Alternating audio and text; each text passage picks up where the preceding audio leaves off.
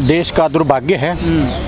हमने मोदी जी को बड़े चाव से देश का प्रधानमंत्री बनाया था, लेकिन मोदी जी ने हमें ताड़ी थाली के अंदर भगा करके देश का सत्यानाश कर दिया। तो अभी भी तो बनाओगे आगे? सुन तो लो, आगे 8 महीने हमें दिल्ली के बॉर्डरों पर बैठे हो गए और हमारे 550 से ज़्यादा किसान शहादत दे चुके हैं, लेकिन देश का दुर्भाग्य है कि देश के प्रधानमंत्री की आंख में एक भी आंसू नहीं निकला 550 किसानों के प्रति। रोए तो थे अभी संसद में, आप करें आंसू? नहीं, वो तो इसलिए रोया कि वो उसके कभी कुर्सी ना चला जाए देश के अंदर, इसलिए रोया कि तेरे इतने किसान बैठे, लाखों किसान दिल्ली को चारों तरफ से घेरे हुए हैं, बॉर्डरों पर बैठे हैं, कभी ये किसान तेरी कुर्सी ना छीन ले, इसलिए मोदी जी रोए। आपकी बेटी तो कह रही है सोनाली फोगाट की वो तो नहीं जाते हैं। सुनो जी, सोनाली फोगाट जो है एक फिल्मी एक्ट्रेस है, महिला है हमारी।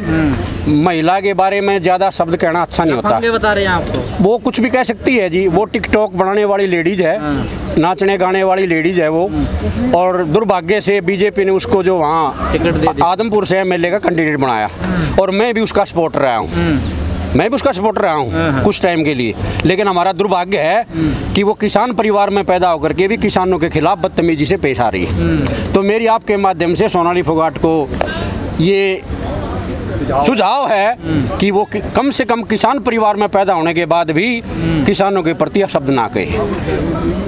और आज 3 काले कानून जो सरकार लेके आई है, उनके लागू होने से किसान देश का बर्बाद हो जाएगा। सोनाली फोगाट ने लाइव आके एक आरोप लगाया था, तब उसके प्रोग्राम में विरोध हुआ तो वो कहते कि विरोध के बहाने ही आए लड़कियों के साथ बदतमीजी करने आते हैं। नहीं जी, वो तो कहने वाले की कोई मुंह नहीं पकड़ा जाता। वो कुछ लोग बीजेपी के द्वारा प्रायोजित हैं हमारे हरियाणा प्रदेश के अंदर। अभी हमें पीछे जेजेयू के अंदर प्रदर्शन किया था किसानों ने। रोहतक के मंत्री रहे हुए, पूर्व मंत्री रहे हुए मनीष ग्रोवर जी, उनको महिलाओं की तरफ बदतर इशारा किया। मैं खुद वहाँ 3 दिन बरसात के अंदर 1.5 फुट पानी के अंदर बैठा था, और मैंने प्रशासन से भी, लोगों ने भी ये कहा कि प्रशासन अगर वो मनीष ग्रोवर माफ़ी मांग लेता तो बातचीत का सुलझाड़ा होता। हमारी परंपरा रही है पुरानी खापों की, अगर हमारी पंचायतों के अंदर कोई आदमी माफ़ी मांग ले तो हमारी पंचायतें उसको माफ़ कर देती हैं। लेकिन उस आदमी ने माफ़ी मांगने के लिए 3 दिन रोहतक के अंदर लगा दिए, और माफ़ी भी कम मांगी जब वो किसान संगठनों ने, संयुक्त किसान मोर्चे की तरफ से महिला पंचायत की रोहतक के अंदर घोषणा हुई तो बीजेपी के पैर नीचे से निकल गए। लेकिन सरकार अभी भी हमें लग नहीं रही कि बैकफुट पे हो। उसके मंत्रियों के नेताओं के बयान तो आ ही रहे हैं, कोई मवाली कह रहा, कोई कुछ ऐसा है जी। राज का नशा बहुत बड़ी चीज़ होती है। रावण का भी था नशा, रावण को भी बहुत नशा था, लेकिन उसको ये नहीं पता था कि तुझे इस तरह से जाना पड़ेगा। वही मोदी जी को एक अहंकार हो गया। मेरे एक देश के उद्योगपति से, मैं नाम नहीं लूंगा, बात हुई थी, कहने लगा जी, मैं बोला भाई बताओ राज कैसा चल रहा है? कहता जी हिंदुस्तान में रहने के लायक ये देश नहीं है, हम उद्योगपति हैं, हमें यहाँ से पलायन करना पड़ेगा, क्योंकि यहाँ हिंदुस्तान में सिक्योरिटी नाम की कोई चीज़ नहीं है। कोई सिक्योरिटी नाम की चीज़ नहीं है। आम किसान की सिक्योरिटी कहाँ से होगी? जो करोड़ों अरबों रुपए की यहाँ इंडस्ट्री लगाए बैठे, वो अपने आप को सिक्योर नहीं मान रहे। हम तो साधारण किसान हैं। इस देश में गाय की कोई सिक्योरिटी नहीं हो रही। गाय के नाम के ऊपर एक ड्रामा देश के अंदर रचा जा रहा है, जिस तरह राम मंदिर के अंदर। राम आज से नहीं था, हमारे बड़े बुजुर्ग, मैं 62 साल का होगा, मेरे पिताजी 85 साल के हो गए गुजरे, तो देश के अंदर जब किसान हल जोड़ता था ये कहते थे ले राम का नाम, गेहूं की फसल काटते थे हम कहते थे ले राम का नाम, और कोई भी कार्य करते थे ले राम का नाम। राम को इन्होंने जय श्री राम बढ़ा दिया। देखो मजेदार बात, राम को जय श्री राम बढ़ा करके करोड़ों रुपए चंदा खा करके जय श्री राम बना दिया अयोध्या के अंदर। ठीक है, नाम पे आपने वोट दिए थे ना? जी गलती, उसकी बहुत बड़ी खामियाजा आज भुगत रहे ना, सड़क पे बैठे हम।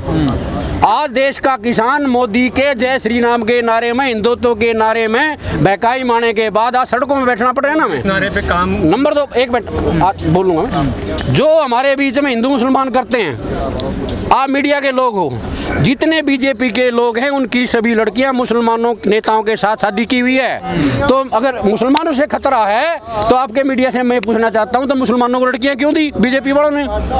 ये सिर्फ लड़ाने के लिए, लेकिन हिंदू पाकिस्तान इंडिया करने के लिए, चीन हिंदुस्तान करने के लिए एक राजनीतिक स्टंट है। में भी यही मुद्दा आने वाला ये हो रहा है कि हिंदुत्व के सहारे बीजेपी लड़ेगी, विकास की भी बात करेगी, पर हिंदुत्व ही मुद्दा होगा। हिंदुत्व मुद्दा नहीं है जी, हिंदुत्व मुद्दा ले आएंगे। हरियाणा में भी ये कई चालें चल रहे हैं, जाट नॉन जाट का झगड़ा हरियाणा के अंदर लाने की बड़ी कोशिश कर रहे हैं, काफी प्रयास है, लेकिन उसमें सफलता नहीं मिली। क्यों? अगर सर बीजेपी आपकी बार जाट चेहरा ले आए हरियाणा में तो वोट दोगे क्या? ऐसे है जी, वो तो 36 बरादरी का नेता जिसको मानने की उसको वोट देंगे, जाट का क्या मतलब है?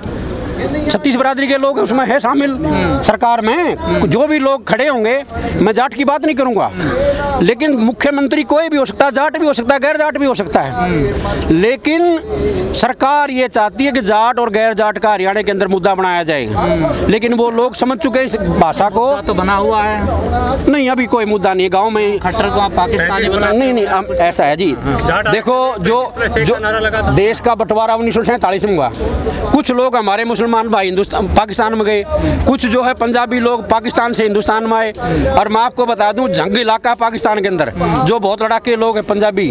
अब को किसी जाति कोई खराब नहीं होती, व्यक्ति खराब होता है। जी मैं आपको रोक रहा हूँ, जितनी 8 महीने से किसान जितनी समझदारी की बात कर रहे हैं जी, देश की एकता की बात कर रहे हैं, लेकिन जब वोट डालने जाते तब क्यों भूल जाते हैं आप लोग? ऐसा है, ये देश का प्रधानमंत्री एक छलिया था, छलिया, उसने ऐसा तंत्र रचा देश के अंदर, छल करके राम के नाम पर, हिंदू के नाम पर पूरे देश की वोट बटोर ली। अभी क्या हुआ कोरोना में, देश में हमारे जैसे आप जैसे लोग तो पट्टी लगाए घूम रहे थे, और ये बंगाल के अंदर करोड़ों रुपए बहा दिए पानी की तरह। सर 9वां महीना चल रहा है, जी चल रहा है जी। कितने लंबे समय तक नहीं बैठ पाओगे आप किसी भी? ये सरकार किसानों की धैर्य की परीक्षा ले रही है। मैं आपके माध्यम से एक और बात कहना चाहता हूँ सरकार को, ये किसान 36 बरादरी का किसान, हरियाणा के अंदर चौधरी बंसी लाल की सरकार थी, नसबंदी का कानून लागू हुआ था, आप सबको ध्यान होगा, वहाँ एक नसबंदी जबरदस्ती की गई। उस टाइम एक कॉल आई थी, मैं मीडिया के माध्यम से सरकार को बताना चाहता हूँ कि जिसके पास जो कुछ है, जिसके पास जो कुछ है का मतलब समझ लो, वो लेकर के बाहर आ जाओ। मैं कुछ नहीं कहूँगा किसी मामले में, तो वो सरकार उस चीज़ की बात देख रही है। ये 26 जनवरी पे काफी बवाल हुआ था लाल किले पर जी, अगस्त फिर से आ रही है, आपने क्या अपनी? हमारा संयुक्त मोर्चे का कार्यक्रम शांतिपूर्वक है, हमारा 8 महीने से आंदोलन है, हमारी किसी प्रकार के कार्यक्रम में विघ्न करने का कोई इरादा नहीं है। लेकिन कुछ षड्यंत्रकारी सुनो मैं बोलता हूँ, कुछ षड्यंत्रकारी 26 जनवरी जो पीछे गई उसमें शामिल हो गए। उस पर सरकार सवाल करती है, भाई लाल किले के ऊपर अपमान हो गया, तिरंगे का अपमान हो गया, लाखों तिरंगे किसान अपने ट्रैक्टरों के ऊपर लहरा रहे हैं, एक तिरंगा अगर पहली बात तो उतारा नहीं हमारे किसान ने, और 1 मिनट के लिए मान भी लो उतार भी दिया, तो उस लाल किले की हिस्ट्री तो पढ़ो कोई। उस लाल किले के अंदर मुगलों का राज था, और हमारी हिंदुओं माँ बहन बेटियों के हाथ पकड़ के मीना बाजार से मुसलमान ले जाते थे उसके अंदर, तो वो लाल किला थोड़ा हुआ है, वो तो एक अयाशी का अड्डा है लाल किला।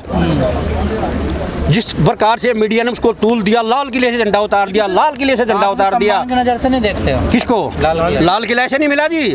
लाल किले को लेने के लिए लाखों लोगों ने साथ दी, हिंदुओं ने, सिखों ने, 36 बरादरी के लोगों ने, मुगलों का अयाशी का अड्डा बता रहा हूँ, अब का नहीं बता रहा मैं, पुराने समय का मुगलों का अयाशी का अड्डा था।